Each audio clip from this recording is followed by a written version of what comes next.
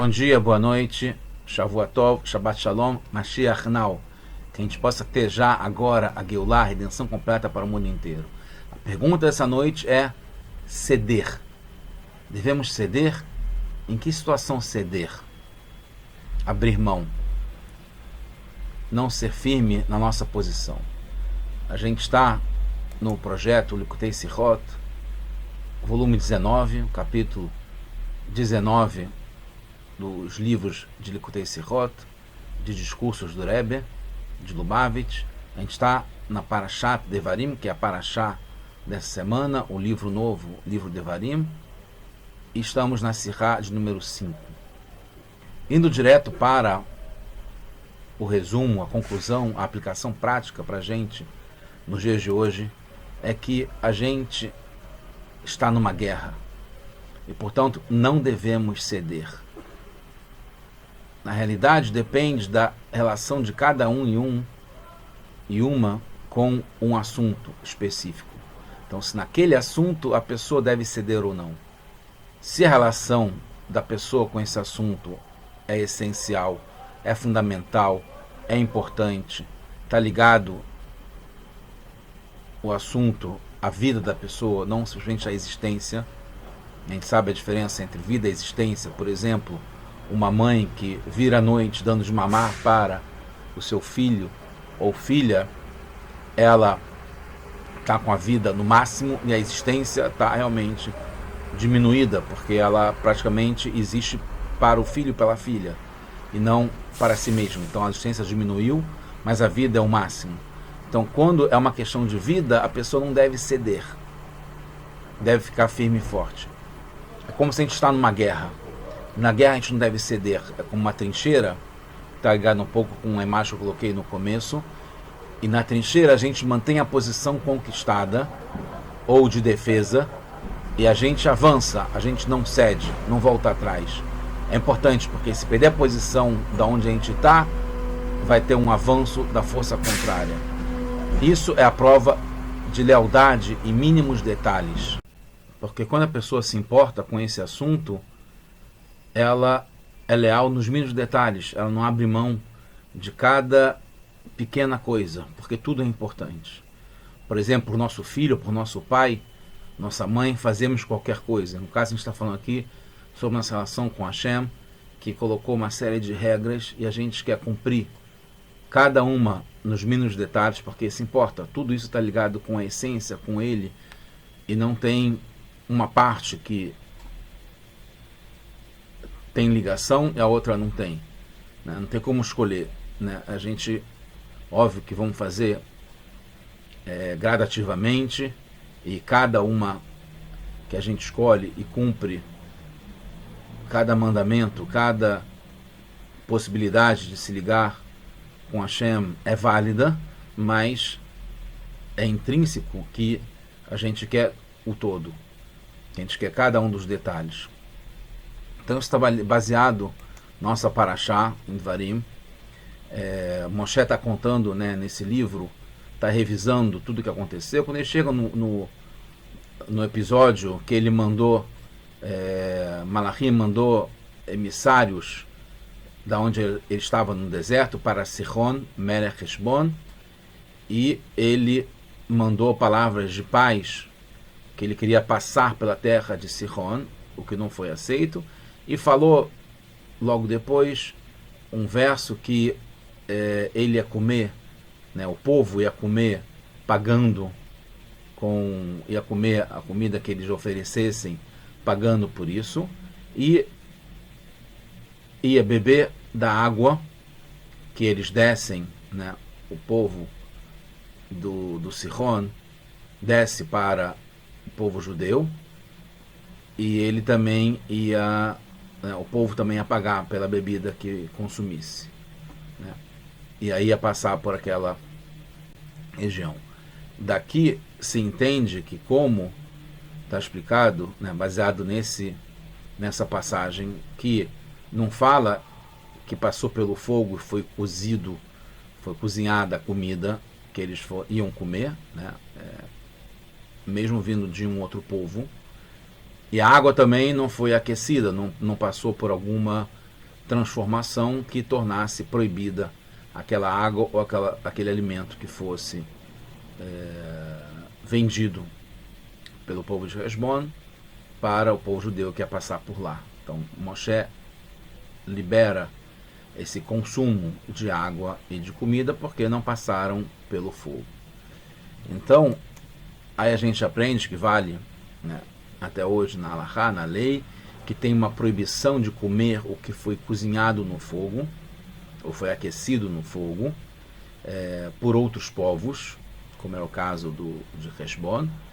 E a explicação dada para isso é uma proibição, e a explicação que dada para isso é para não gerar assimilação, que acabaria reduzindo o povo. Teria um casamento misturado com os outros povos, e o povo ia acabar, Deus me livre, se reduzindo, porque ia percentualmente ia se assimilar e ia diminuir muito as pessoas que mantivessem o judaísmo. Isso é chamado, na linguagem da Torá, da Guemará, de Hatnut. Hatnut é ligado com Hatuná, com casamento.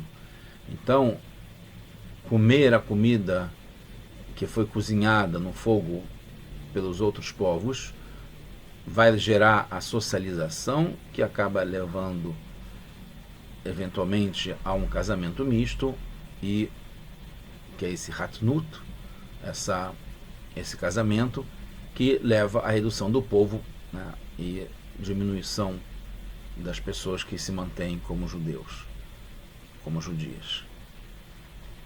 Então, nesse caso, a questão que a gente está vendo especificamente agora em relação a isso, que se fala sobre comida e bebida, e não fala sobre o utensílio.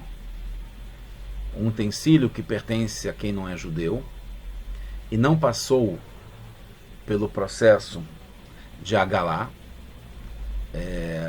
que é justamente esse processo tem vários processos, mas Agalá está ligado com água quente, fervendo, que purifica tira os resíduos da propriedade anterior, da onde pertencia esse utensílio, onde eram cozidas, os alimentos eram cozidos, os alimentos que eram usados nesses utensílios, nessas panelas, frigideira, ou o que for.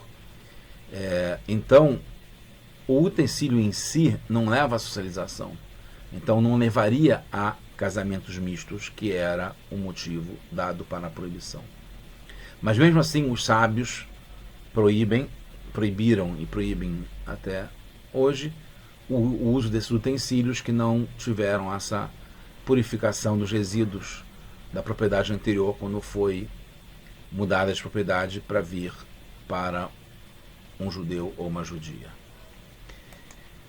Rogatchov explica que qual é a explicação, né, qual é o motivo de manter proibidos os utensílios, embora eles não sejam o alimento ou a bebida que levaria à socialização, que isso é só o utensílio onde foi feito o alimento, né? Não é a festa, a confraternização, a refeição junto, né, da alimentação, que levaria eventualmente indesejadamente a uma relação que poderia resultar num casamento misto. E a explicação é que quando algo vira proibido, ganha esse nome de proibido, entra na sua essência, mesmo que não tenha um motivo específico para a proibição, que é o caso do Hatnut, do casamento misto, que é só o utensílio. Porque quando tem o motivo, né, que seria a socialização, que poderia levar à redução do povo, mas como já na essência ele tem essa possibilidade, mesmo que não tenha um motivo específico de comer junto, ter refeição junto, já ganha o label, o rótulo de que é proibido, então não tem mais como alterar isso. A Sihá traz uma história muito interessante da Guemará. É assim que termina o tratado de Avodah Zará, que está ligado com idolatria, com tradução literal de trabalhos estranhos, de estar servindo ao que é estranho, que não é totalmente ligado a Hashem, que é por intermediários, ou não é simplesmente estátuas. Avodah Zará é uma série de coisas que estão ligadas a intermediários ou o impedimento da relação direta com Hashem. Então tem essa história muito interessante, né? Muita coisa agora é baseada nessa história. Está ligado com o rei da Pérsia chamado Shavur, né? É um rei que teve na época. E quando o Mar Yehuda e o Bati, que era o seu escravo, né? Bati Bartuvi, eles estavam juntos do rei Shavur, né? Shavur Malka, como é chamado. E um detalhe importante é que esse escravo, o Bati, que não era judeu, ele, por algumas opiniões, que é o que Rashi segue, ele teria uma liberdade, né, que foi conferida a ele parcial, então ele teria várias leis ligadas a um judeu, tá? E está ligado com a não comer o que é impuro, e o que não é kasher, e também não ter relações que são proibidas. Bom, então estava lá na frente desse rei Shavur, rei da Pérsia, o Mar Yehuda, que era um grande sábio, com o seu escravo chamado Bati. Então deram para o rei Shavur um etrog, um fruto. Ele foi e cortou com a sua faca, a faca de que não é judeu, cortou a faca e comeu, sem nenhum problema. E depois ele foi e cortou novamente uma fatia e deu para o Bati Bartuvi, o Bati comer. Depois ele foi e pegou a faca que ele tinha usado, que era a faca dele, que está ligado com essa gente que está falando se um utensílio como a faca, que é da propriedade de um não-judeu, se ele se torna impuro para poder ser usado depois para um judeu. Nós vamos costumar entrar nesse assunto agora, sem entrar em polêmicas, é uma lei, deixa eu ver o que isso importa para a gente. Embora seja uma lei que é válida até hoje, por várias razões. Então ele foi e pegou essa faca, e está a explicação antes no Tratado de Avodah Zarah mesmo, né? A gente está agora na página 76b, que é a última página, com a última folha do tratado. Assim que termina, são as últimas palavras que tem realmente nesse tratado. E aí ele foi e pegou a faca, e para purificar ele era um rei que não era judeu, mas ele era um sábio, ele conhecia muito sobre isso, as leis de escravo, de purificação, de utensílios, de comida, etc, etc. Ele vai e coloca 10 vezes no chão, né, que desse modo se purifica não através da água quente, fervida, etc., mas funciona para poder purificar essa faca. Aí depois agora ele corta de novo um pedaço e dá para o Mar Yehuda, para esse sábio, Mar Yehuda, o senhor Yehuda, para ele comer. E aí o Bati, Amalei Bati, Bartuvi, ele fica um pouco tocado, né, vamos dizer, ofendido, porque está à frente do rei, mas ele fala assim de um tom meio de brincadeira, mas esse que está aqui na nossa frente também não é parte do povo judeu? Não é um Bar Israel? Nem Israel, um filho de Israel? E aí o rei Shavur fala que o Mar Yehuda, o rei Shavur considera como ele sendo certamente alguém que se cuida com todas as leis, e que o Bati Bartuvi ele não considera como sendo alguém que tem essa firmeza, essa resolução de seguir tudo nos mínimos detalhes. E aí termina a Guimarães, fala aí que de Amnei, e se fala que o rei Shavur falou: você não lembra o que você fez ontem à noite? E a explicação que ele fez ontem à noite, assim termina a Masechet, é muito interessante, que na noite anterior o rei Shavur trouxe algumas mulheres persas, não judias, e o Bati, que é esse servo, teve relações com essas mulheres persas. Por que ele fez? Se ele considerava que ele podia fazer, e sabendo que ele tinha essa liberdade, então ele não poderia, como um servo judeu, ter relações proibidas.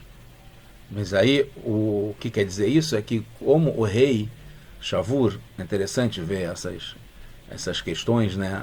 Parece até uma novela, mas é uma coisa verdade, aconteceu na época da Pérsia, que o rei entendeu que, como ele até faz um pouco de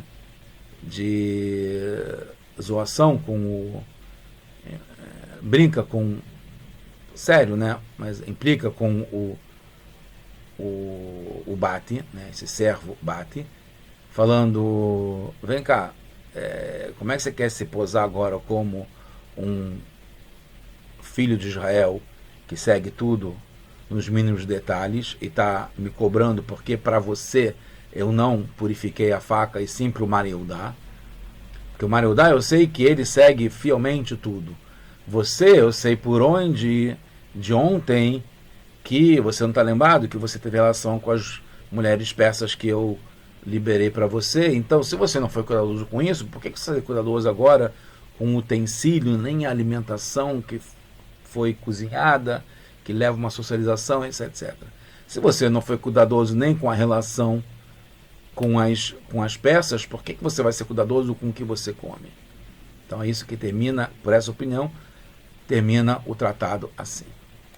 Então vamos analisar um pouco isso e trazer para os nossos dias, para a aplicação prática agora, uma série muito interessante, que tem uma série de derivações, mas vamos agora pegar alguns pontos principais. Primeiro, se a pessoa não dá importância para um evento, que é no caso que o rei Shavur cobrou a coerência do Bati, se você não deu importância ao evento principal, que é a relação proibida com uma moça que não é judia, sabendo que ele tinha, como eu falei, o rei Shavur era uma pessoa sábia, que sabia as leis, sabia que foi inclusive anunciado já antes que esse servo, o Bati, tinha essa liberdade, então ele era só parcialmente um escravo, então ele tinha a responsabilidade de seguir as leis judaicas.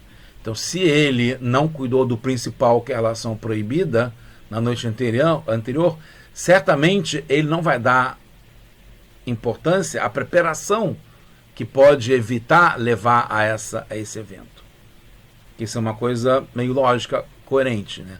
Se ele não está preocupado com a relação proibida, não vai estar muito menos ainda preocupado com a socialização, que pode acabar levando ao casamento misto, que é uma relação proibida. Então isso está claro.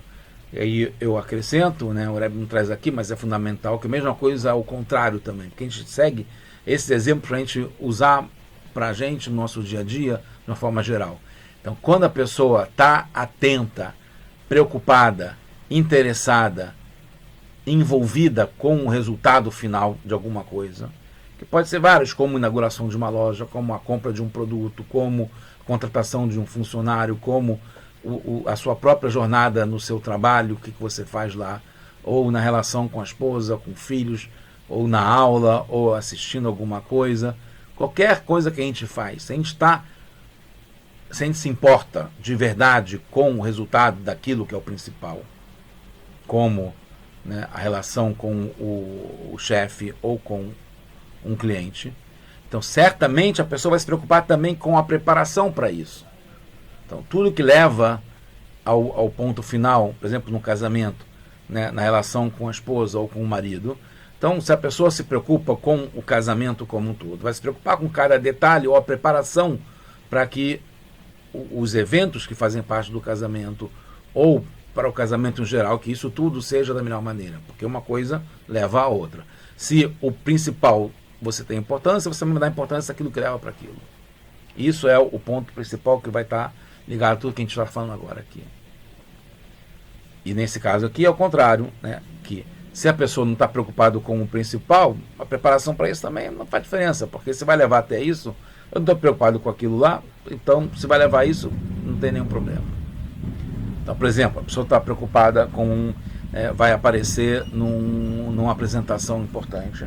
Então, tudo que está ligado com essa apresentação, ela vai tomar cuidado para não se machucar, para não ficar sem voz, para não chegar atrasada, etc, etc. Ok? Então isso aqui é muito importante.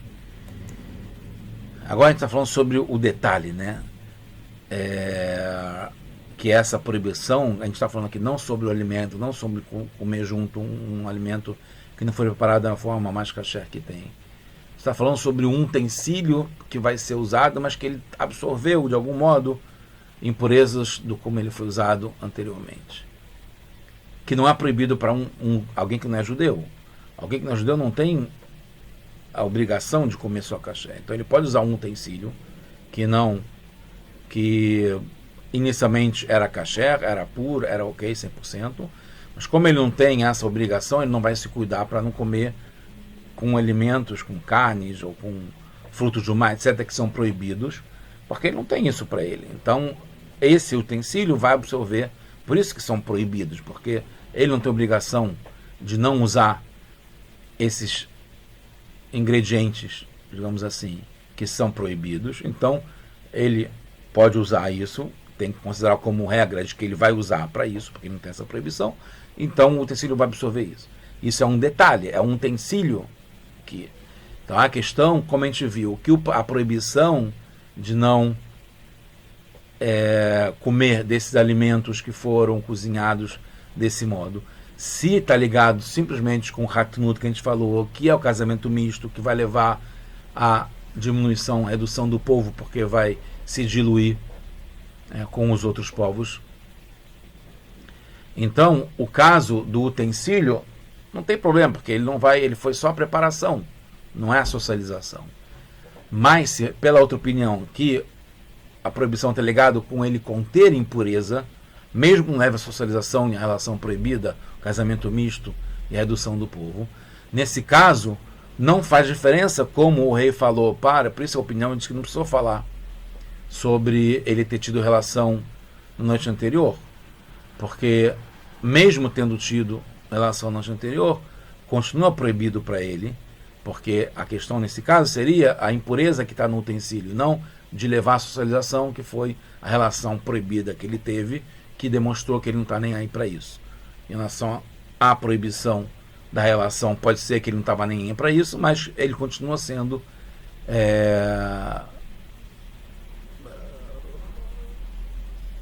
bound, né? Continua sendo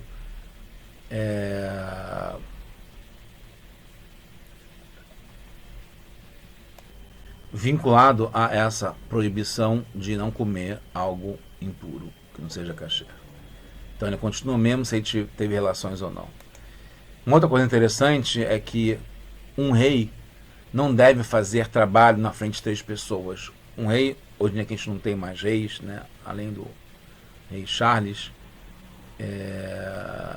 mas não tem essa força, né, da imagem, da presença no mundo inteiro de ter reis, mas tem líderes. Então, um líder não deve perder o respeito, né, porque ele é uma posição, não é simplesmente uma pessoa. É uma posição. Então, ele tem a proibição, isso vale para qualquer um, mesmo um rei que não é judeu.